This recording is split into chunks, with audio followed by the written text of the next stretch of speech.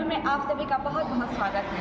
आज इस सत्र में हम एक ऐसे प्रेरणादायक शब्दों पे चर्चा करने वाले हैं जो है कि विदेशों में कैसे फहराया हिंदी का पताका। इसके लिए इस विषय पर चर्चा करने के लिए हमारे साथ मौजूद हैं अमेरिका से मंजू श्रीवास्तव जी, जापान से रमा शर्मा जी और नीदरलैंड से रितु शर्मा जी। आप हिंदी को बढ़ावा देने के लिए कदम उठाई थी, तो आपको कैसे कठिनाइयों का सामना करना पड़ा था?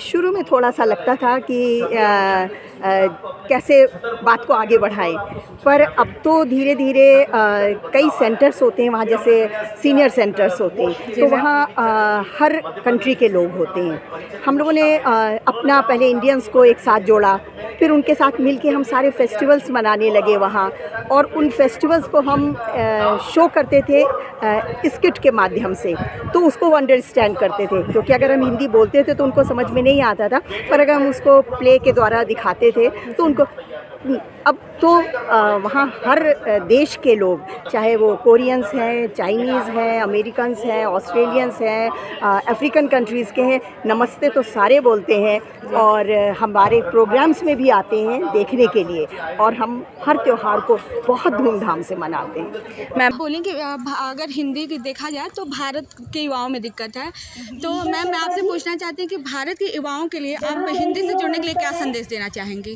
कि अपनी भाषा बोलते ना शर्माइए, हिंदी बोलिए, हिंदी को आगे बढ़ाइए। और मैम नीदरलैंड में हिंदी साहित्य को कौन से नज़रिए से देखा जाता है?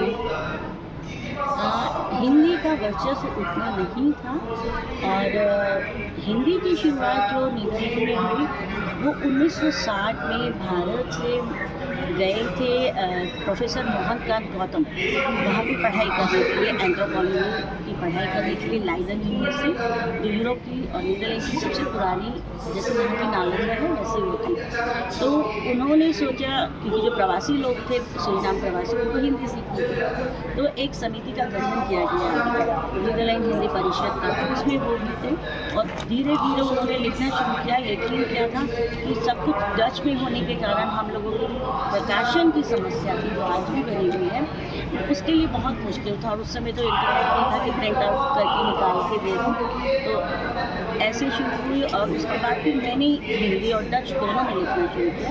2009 से मैं लिख रही हूँ, बच्चों की किताबों से शुरू किया, क्योंकि उनका जो स्तर था, जो मेरे विद्यार्थी हैं वो 25 साल से लेकर 80 साल तक की है, लेकिन उनका जो स्तर है, क्योंकि स्कूल नहीं थे ना हमारी तरह, हिंदी नहीं पढ़ी, तो वो मैंने बिल्कुल प्राथमिक सतही स्तर से शुरू किया। तो मैंने डच में कहानियाँ लिखी, वही कहानियाँ हिंदी में लिखी। अभी भी 2 पुस्तकें मेरी स्वतंत्रता दिवस और पंचतंत्र की श्रेष्ठ कहानियाँ हिंदी और डच में आई हैं। फिर नीदरलैंड की लोक कथाएँ मैंने लिखी, और इसी श्रेणी में 4थी पुस्तक भी आ रही है। तो आप कुछ साहित्य को उतनी जल्दी नहीं पढ़ना चाहते जितनी जल्दी आप कहानी किससे पढ़ते हैं। तो आपको सोचना चाहिए कि हम बच्चों को अगर बिस्किट देते हैं, या लौकी नहीं खाते ना आप लोग, तो लौकी मम्मा क्या करती है, उसके कोफ्ते बना के देती है, वो आप झट से खा लेते हो।